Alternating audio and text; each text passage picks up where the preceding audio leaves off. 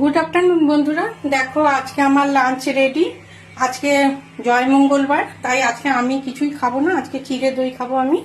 আর ঘরের লোকেদের জন্য যে যে রান্নাগুলো করেছি সেগুলো হলো, দেখো এটা হচ্ছে গরম গরম সাদা ভাত করেছি, এখানে হচ্ছে লাল শাক করেছি বাদাম দিয়ে আর একটু শুকনো লঙ্কা ফোড়ন দিয়েছি।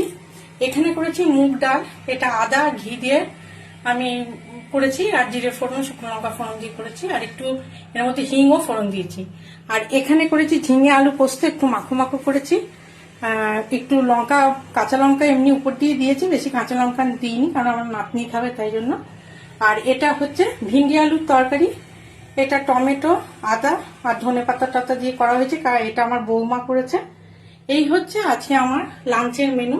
তোমরা কে কি লাঞ্চ করলে অবশ্যই ভিডিও দিও দেখবো। আমার লাঞ্চ মেনু তোমাদের কেমন লাগলো অবশ্যই কমেন্ট করে জানিও। ভালো থেকো, সুস্থ থেকো, এই পর্যন্ত।